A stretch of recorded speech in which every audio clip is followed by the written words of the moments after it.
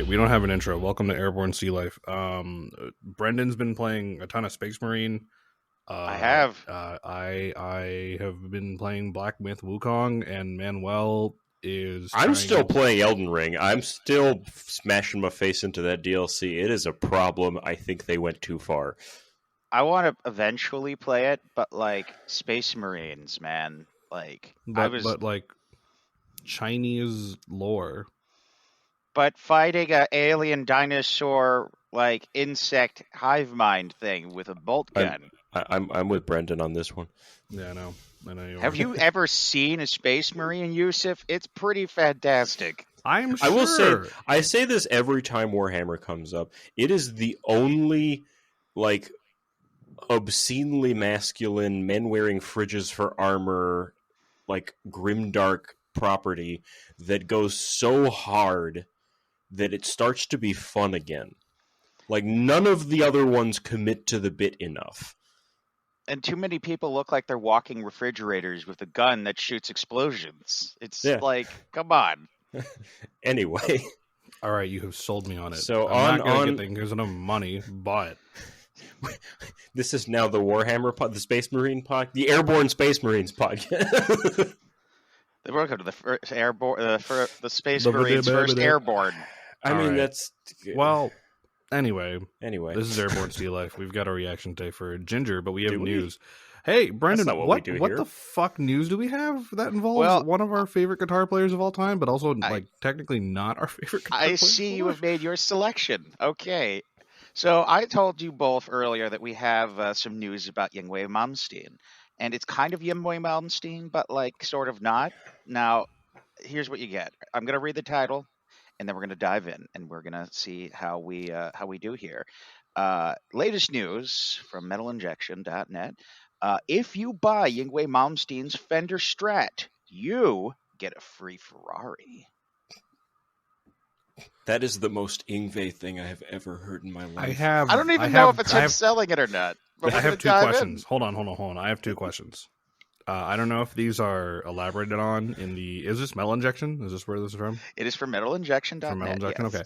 I don't know if this is elaborated on in the article, but I need to ask two questions. Question number one, what model Ferrari? Question number two, is the Strat scalloped?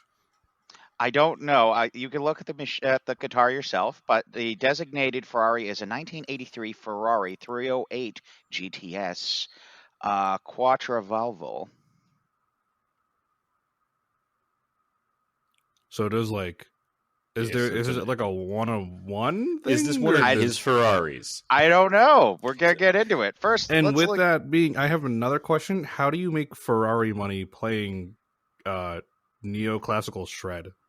Yngwie would like to have like that is Yngwie's entire personality is Stratocasters and Ferraris. Just go ahead and be born in the 80s, be Yngwie Malmsteen, and play in a way that makes you basically the 80s equivalent of Pecanini. Pecanini, what's his name? Paganini. Brendan, have you ever... There's this amazing interview with Yngwie that I don't remember what publication did it, but it's like 15 minutes of him being like, this is my guitar.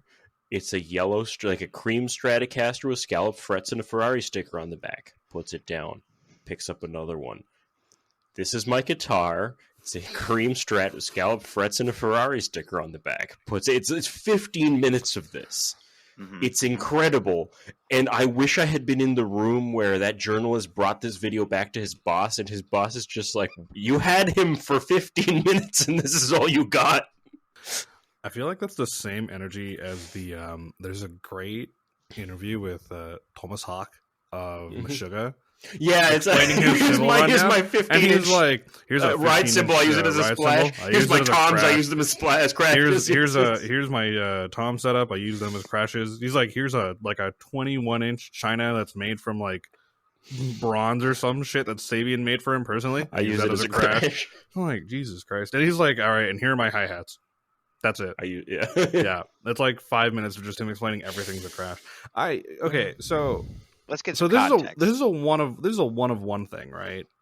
Okay, yeah, like let's get into it. Let's go get you the details because I sense questions, and I'm gonna read it, and you'll have a lot of them answered, Look, but probably okay, have more. before we get into the details, I will tell you this right now, Brendan. The amount of ridiculous Yngwie Malmsteen conversations Manuel and I have had in the past, and I mean like ridiculous, is way too many to count on both hands. Well, you're gonna So have another one. We know a lot of people who have played with him, or like or opened worked for with him. Yeah. or worked with him. How do they fit in the studio with like his ego, though? The stories are always incredible. They are some of the most entertaining stories we've ever heard.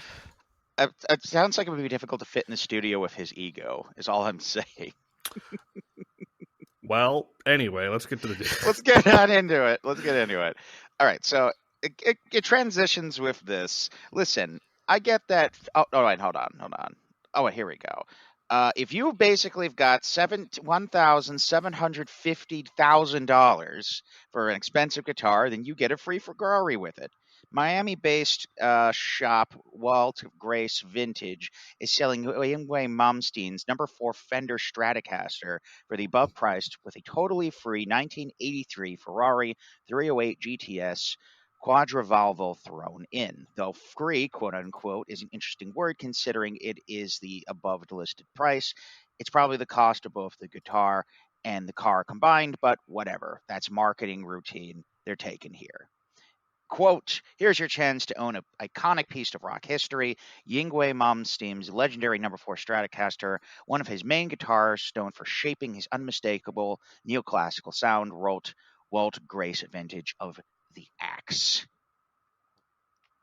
Is probably the guitar you are thinking of.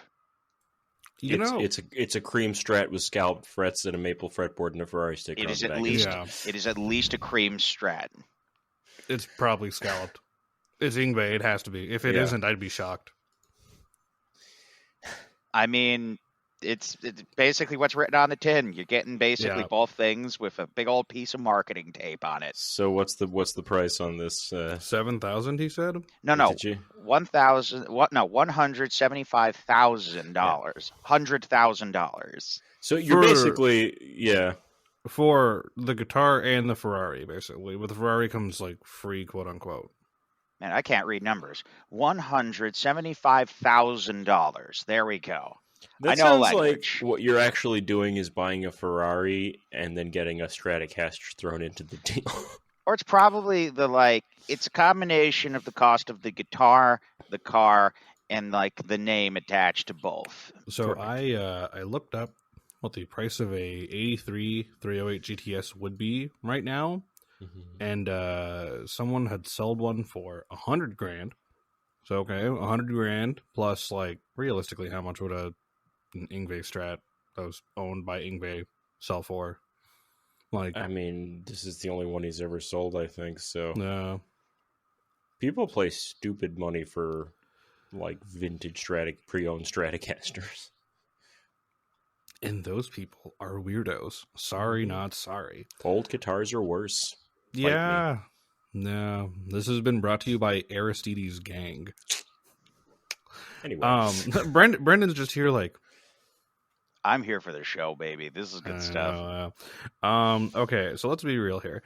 The fact that you brought up that this is being sold in Miami makes so much more sense now. Like I was like, where the fuck is this coming? Like, is this from like, are they selling this out of like Sweden or like where is this coming from? No, it's coming from Miami. That makes more sense. A vintage Ferrari with a one-of-one vintage Strat that was owned by Yngwie that is being sold. Yeah, that makes sense. It's like somebody took a slice out of the 80s directly and stapled it back into another large portion of the 80s. I mean, what do you think Miami is?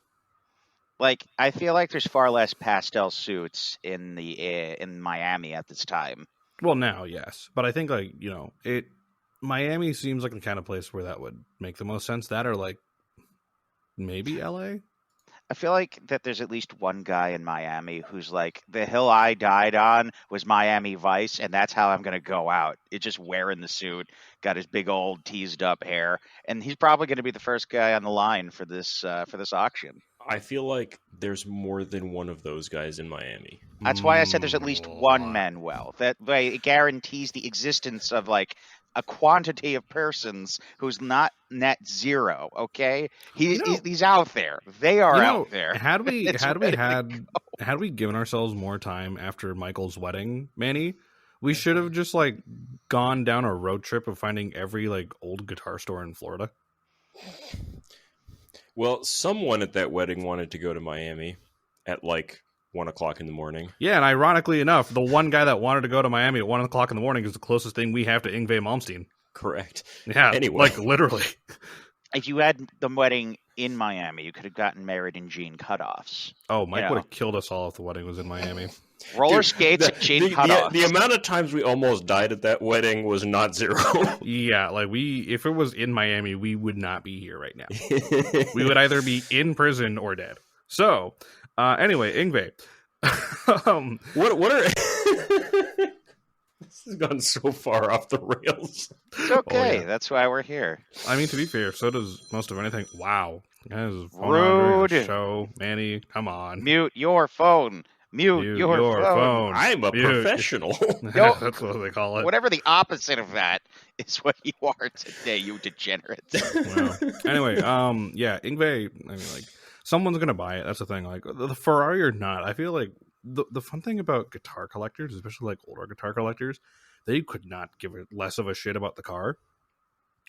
Because that Strat is all they want. I mean, was it specifically a car that he basically owned as well? Like, there's another passage here. Let's see. This guitar has seen stages all around the world and holds the magic of Malmsteen's fast-paced, virtuosic playing. But that's not all. This unbelievable deal also includes Yngwie's personal 1983 Ferrari as well, a stunning classic car synonymous with a rock star's lifestyle. Oh, not only a piece of music history, but a slice of automotive greatness. So it's both his car and his guitar. Yeah, someone's gonna, you know. Again, this is the most Yngwie thing I have heard in a long time. Yeah, same. Honestly, like this is since May specifically. I feel like there's at least a story as to why the was that the shop last is selling trip? it. Oh, it was May. You're right. Yeah. Yeah, I forget. It's been a while. Yeah, this is definitely like one of the most Yngwie things ever. Yngwie doesn't strike me as someone who's ever been short on cash. Yeah, I don't know if he's a money grab. Maybe it's like a way to get. Maybe he's trying to get back into the zeitgeist or something. You know, like what the blues album didn't do it for him. I don't know. He's making a country album. I would listen to that. I don't know if I would. Is he actually making a country album? I don't think so, but please tell funny. me. Oh, no, it's just the exact same virtuoso playing, but with like slide guitars and like country singing. That's what his blues album pretty much was. Yngwie, if you're listening to this, and I know you are, make a God damn it. Is he like is he listening while we're recording? Like he just knows. There's just him in the future you're talking to. So I don't know. He's just sitting in his house, surrounded by his cream strats. Like, I sense a disturbance. I sense a disturbance in the frets. It's like a ham radio, but he just like has a disturbance in the force. Whenever he hears his name get brought up, he goes, "Who?" Wouldn't that be a disturbance in the frets? No, because the whole point of scalloped frets is never mind. My joke reigns supreme, and your frustration is real. I mean, make a country album. If you want to tell me what a disturbance in the frets is, it's having a scalloped fretboard. Because I personally am not a fan of scalloped frets, and I'm hopefully they're fine. They kind of teach you not to press too hard. Is that what the whole idea is? No, the whole idea is so you kind of don't need them when you have the extra jumbo frets like most modern guitars have, because modern guitars are better. But the idea was back when frets were smaller, you wouldn't have your finger basically rubbing on the fingerboard. Oh, okay. So it would make like big bends and stuff smoother, but it also playing one does really teach you not to put any real pressure on the strings, which is how you should be playing anyway. Right. Because if you do that, you will pull your strings out of tune immediately. You think we could talk, or someone could talk Yngwie into making a multi-scaled scallop neck? I don't know if Yngwie knows what any of those words mean. We could ask him. That could be something. Could you imagine if he came Let's on here not. just to correct us? Let's not. I'd rather not get into a fight with Yngwie Malmsteen. I handed my my Ormsby to Joe Stump once. I love this story. And Joe Stump plays it, and he plays his usual thing on it, and it sounds incredible. And after about 2 minutes, he hands it back and just goes, yeah, it's cool, but I don't like it. Oh, Stump. Oh, that man. Stumpy. I guess he really stumped you. Yeah. He... all right. Is there any more news, or should we just go on to stuff?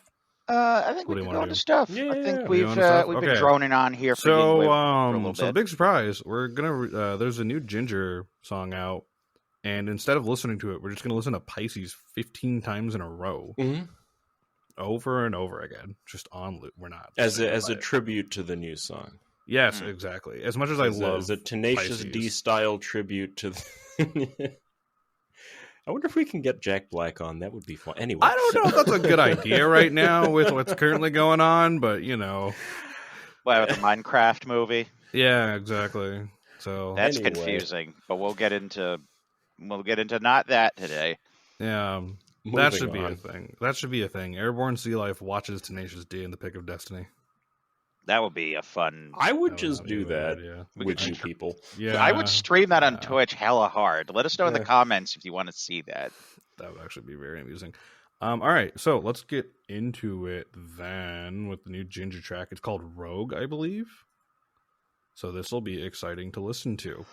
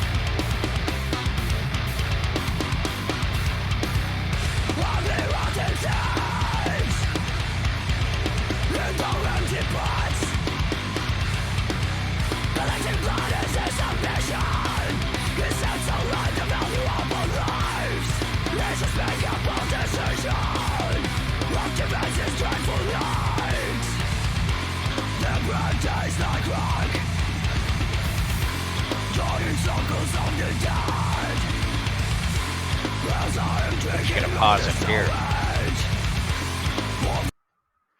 How do they keep getting better every time they do something? It's very good, like very slammy. I like slammy. It's so good. The song slams, man. I like it. I like. Yeah, that was wild. It's like a Yeah. Gatling gun of fist slamming you in the it face. really is. I mean, Can like you? yeah. Can you think of another band, Yusuf, that does this thing? Because it's not really gent, and it's not really the thing that Spirit Box is doing either. It feels like P1 Periphery. Kinda. You know what I mean? It's that. Oh, there's a band I'm thinking of. It's not Periphery, but there's a band I'm actually like. It's gonna take me too long to fucking remember who is coming up in mind, but like, yeah, there's a band in particular I'm thinking about hearing that. I can't. It's not Periphery. It's someone else. I can't. think of Brendan, who. Yes, yes, Matt. have you ever listened to Jinjer before? I have listened to Jinjer before, but Okay. it's just been a while. Okay. So you do know what you did know what you were getting into. Yeah, Jinjer's generally very good. They're just like one of those kind of below the radar kind of bands, and like I'm always happy to hear from them. You know what Well, I mean? they kind of blew up after Pisces, Mm. and the fact that they didn't have homes for many years and just basically had to be on tour all the time didn't hurt them. No, that's not going to Yeah. hurt. That's going to give you something to do and get your Which, name out there. You know what's insane? It's crazy to think that they blew up with Pisces, and that was a re-release of the song. Was it? Yeah. Huh. They had released an original version of Pisces, like I think a year or something prior, and then they re-released it when they switched drummers. Oh, okay. For a completely new vibe. So, like, the original recording of Pisces with their previous drummer and the recording that everyone knows are two different recordings. I mean, like, I didn't even know that. Completely different, yeah. So, well, just to show, you just take one element out, put a new one in, just completely changes the vibe of the exact same song, which is it always does. really cool. It really does. Because, like, the original vibe of Pisces is it's so much more, like, gut punchy, if you will. And then, yeah, what the new drummer, they had that whole thing, and you're like, holy shit. It's crazy how much can make a difference. Anyway, yeah. So, what you're saying is good music is good. Exactly. no. I'm trying to, yeah. Oh. Okay, there, Igor Stravinsky. Whoa. Our hostility is real today. Should we keep going? Yep. We should. Let's keep going then. Whoop.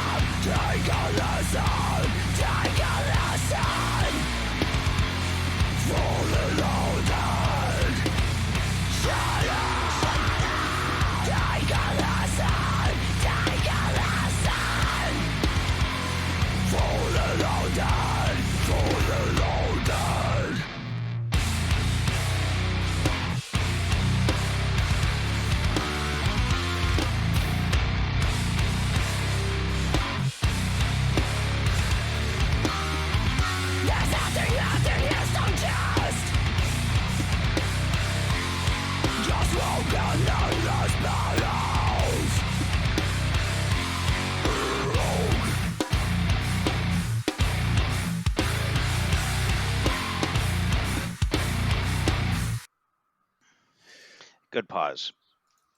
Yeah, we all know how I feel about bass. That bass tone is so that's good. disgusting. It's a Yeah. good bass. I like how I like that there's the principle that like your voice is also an instrument, and she's just like contributing it in such a great way to the song. Like she's punching just as hard as like the riffs. Her voice is incredible. Yeah, Yeah. Diana's voice is insane. Like it's a feature of the song. You know, it's like it belongs. The way she's implementing it is just perfectly in the song. Like she's not out of place, but she's also standing out, if that makes sense. yeah. Like very, very good vocalizations in the song. No, she's always been awesome. I mean, that goes without saying. I'm just saying in specific instance right here, like this is like a textbook example of excellent execution. This song is extremely textural. Yeah, that's a good take. Like you can almost feel it. You know, it's like some kind of sandpaper or something, especially with that bass tone and how well. One thing I've always loved about Jinjer is the fact that the tone of the screams, the guitars, and the bass almost like they sit like this, around each other, and they fit. They're almost like one piece. Like it almost feels like by listening to the song, it can just scrape a little bit of your soul off with you, and like you can feel that raw spot there after you're done. Yeah. It that bass tone sounds so nice. I can't remember. I was like paying attention to the gear for a sec because I'm like, what bass is he? An overload. It's an overload, right? Yep. Yeah. Okay. I was like, those basses are nice. Yeah. Although they mainly really do drums now, I think. Huh? Yeah. Do they really? They like stop making guitars, really. So you're telling me that the two Mike has are like one of the last few? They still do them, but they're not like advertising them anymore. Oh, who makes guitars anymore? Yeah. No one. No one, that's who. Yeah. Only idiots make guitars. Manuel. Shout out Aristides. Shout out Strandberg. Please notice us. Other than those guys, other than everyone who currently makes guitars today, no one makes guitars. Also Ormsby. Also Ormsby. Hi, Perry. Does someone want to send me a 6-string bass? That'd been nice. Send me instruments that I can't play, and I'll play them badly for you. Yeah. Send Brendan instruments that he can't play, and then he'll give them to me. I want a guitar with as many necks as you can make on every end of the guitar, and one that goes into my torso. Don't give Steve Vai any more ideas. I was going to say, don't give Michelangelo Badio any more ideas. Hey, we should do a reaction to that. Anyway. Give me an Ibanez universe with 5 necks. And once again, we are way off topic. We're not off topic. We're on Airborne Sea Life, where this happens. We're on something, all right. Boy. All right, let's finish this off. Let's finish the song out. We'll bring her home. Song out.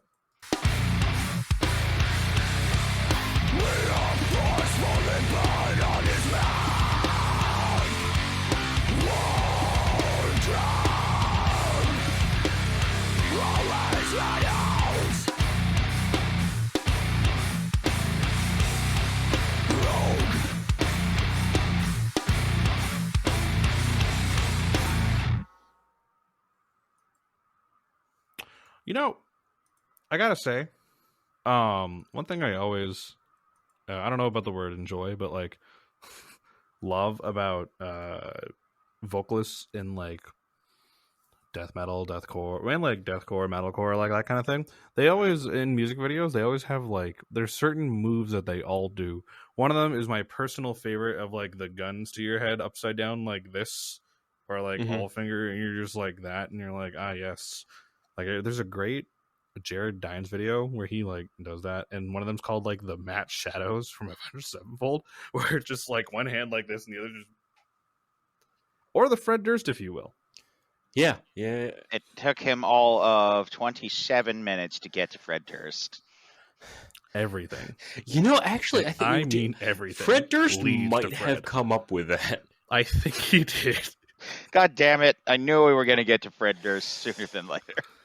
I mean, I didn't intentionally want to bring up Fred Durst, but because he does that when he's on stage, like that's. I mean, to your credit, when he came up at the wedding I was at the other day, like I made sure to let you know as soon as I was sober enough to message you. It's still funny that happened because we made like 4 different Fred Durst references that day because we were talking about nu metal. Correct. And Fred Durst, whether people like to admit it or not, is a big part of that movement. Yeah. No. I like speaking of things that they do on stage, like I like, you know, when they do that running in place thing, any good like heavy vocalist where like they get really into it and they just start jogging in place. That's a really good one. There's this is gonna get off topic again for a second. There's a great if you've ever seen Nail of Ascaris live, there's a thing that their violinist and clean vocalist Tim does when they play in Plague Flowers the Kaleidoscope, where he just starts like running in place and then like just shaking his body at the same time, and it's the most strangely entertaining but like confusing thing you've ever seen because you're like, how is he doing that, and is that not hurting him? It's kind of cool. Anyway, yeah. I want to. So let's just bring this back to Jinjer for I was a little about to bit. bring this back to Jinjer. You mean the song we were talking about? Well, no. talking about is a relative term, but just like time. God. Okay. Staying Go on on. topic. Nope. I'm struggling to come up with things to say about that. I'd be interested to pick this apart more seriously. Yeah. It's so good, and I'm amazed that they keep getting better every time I hear them. Which for a band that's been around for as long as they've been around, super impressive. I always like a band that has that staying power. Like when a band sounds as good as they did like 20 years ago, that's not the most common thing you can get. Like it takes a lot to not end up in the realms of dad rock. You know, when you go up on like stage with like a bullet belt and try to stay super relevant, and you wear like Housewives of Orange County kind of sunglasses with a fedora. You know, I mean, Yeah, they haven't what- been around long enough to become dad rock, but it's still Yeah. like I remember when they were first getting big around 2016, Mhm. and having watched them consistently improve and become more sophisticated and more mature in their music over the past 8 years has Yeah, something been like that now. very interesting. Their sound like I love how coherent everything is. It's not like they take things from Gent, from metalcore. Tatiana's always incredible. It's good stuff. I mean, it's always good to see a band actively like step into their own. You know, like Yeah. yeah, they're very good at blurring the lines of like what they are and what they can do, which always makes it so much more amusing for the listener. And plus, like, Jinjer is one of those bands that I think, considering their biggest hit is something that features both clean and like Tatiana's insane screaming. It's nice to hear something like this from them, where it's just all gut punchy. You're not getting any of that shit from Pisces. You know? Yeah. this is Yeah. the song equivalent of falling down the stairs with like really good stuff attached to it. Like it's a one like you fall down the stairs and you were just happy to do it for some reason. What? Because it's like every time it's a hit and you never know where the hits are going to come. Because you're just so busy being immersed in the ride that like when you feel the impacts, each one is significant because you never see it coming in exactly the same way. There's some pretty interesting rhythms in that song too. There are, yeah. Like, I mean, that's almost cliche to say at this point with this kind of music, but it's not like a Periphery song where that's the whole point. But there's some cool stuff going on. I mean, the thing is with like, again, I don't want to like necessarily refer to it as gent, but like, there's a lot of formulaic rhythmic ideas that go on in this kind of music. Mhm. And this is one of those times where I'm just like, oh, okay, there's a lot more than just like what you're expecting going on, because like gent can truly be simplified as just like a lot of syncopation. Yeah. But again, it's formulaic syncopation. Right? Well, for me these days, gent is more of a texture than anything else. Yeah, it really is. I could see that. Yeah. Yeah. I feel like we need one of those like John Madden replay board things where like we say, okay, here's the part of the song where they like We gave don't us have this- money in the budget for that yet. We could get a Zoom meeting going with the same would- thing. I would love to do that. We don't have money in the budget for that. Come on, we could John Madden our way through a song. I think Let's John do it Madden's for estate once. might sue us. It doesn't have to be the exact thing.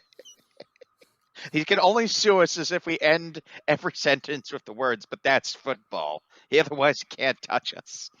That would actually be really funny if we did that. And then we'd be sued. And then I'd be like, no, John Madden's ghost, please don't sue me. We Anyway, didn't record Monday Night Football, John Madden's Ghost. We're sorry. So I think we're all very tired this morning. Yeah. And I'm actually kind of impressed at the fact that we managed to stay on topic for any length of time. It's an acquired skill, Manuel. Yeah. Clearly, that's what it is. If you ramble long enough, you'll eventually get back to where you started. Yeah. Speaking of getting back to where we started, the thing with this song that I think I really enjoy looking at now, there's a couple things. One of them is, again, the rhythmic ideas. I want to spend like maybe a little more time if we do like a, I don't know, Like a companion episode. a companion, like a deep dive kind of thing on this, maybe in the future. Also, I'm so like I want to know what those tones are made, like what they dialed in for those tones, because those are nice tones. It fits so, and like what the mix too, like that's it. It all sits so well together. Like you mentioned, it doesn't sit like, you know, not like everything works around like a nucleus, so to speak. So it's crazy that they're like, it's insane to be able to get that much blend on just low end. Like pretty much nothing but low end. Yeah, it was Max Morton. Oh, is it? That guy knows what he's doing. He does know what he's doing. That makes sense. All right. Um, Any other comments we have regarding this song, please, and not something like, I don't know, so what The if Biscuit? Oh no. Oh boy. Oh, he's what smiling. if Oh, I Yngwie just- Malmsteen guest solos wow. on a Jinjer song? That's I like don't know. Except they don't tell him, or he doesn't listen to the part where they explain where he's supposed to start and stop playing. So it's just a Jinjer song, but Yngwie is playing the entire time. It's like that. It's that episode of South Park where they're making like a stomp team, but they get like the goth kid, the girl for raisins, and when they start dancing, they all do the respective irrelevant dances. That's what I think is going to happen with your idea. It's just going to be a whole bunch of things happening, and no one knows what's happening next. Is that the episode where they find out Butters was like a tap dancing champion until he yes, accidentally and then he killed accidentally killed someone with a lightning rig? Yeah. That's I don't know. I don't know if they're going to kill someone with a tap shoe, but the cacophony of non sequitur things happening is what you just described, Manuel. I don't have any other response to what you just said. I'm sorry I did this. I think that's a good place to call it here, because we're clearly getting... I have nothing further to add that is useful, is my point. Jinjer good. Go listen to it. Exactly. Go check out their anyway, song. This has been Airborne Sea Life. You know where to find us. You know where we live. Go go subscribe. Please subscribe to us and leave a comment and say hi and tell us what you like. Tell us what you didn't like. Tell us stuff you want to react to. Yeah, that too. Tell us what you'd like to whisper into our ears in the middle of the night. More importantly, tell us what we did wrong, and we'll make fun of it and have fun with things. Yeah, keep leaving strange comments on our videos. We do enjoy them. I like just being the Three Stooges of metal. That's all I'm going to say. We are turning into the Three Stooges of metal, aren't we? We've been the Three Stooges. And Airborne Sea Life. Yes, thank you very much. Whales. Goodbye.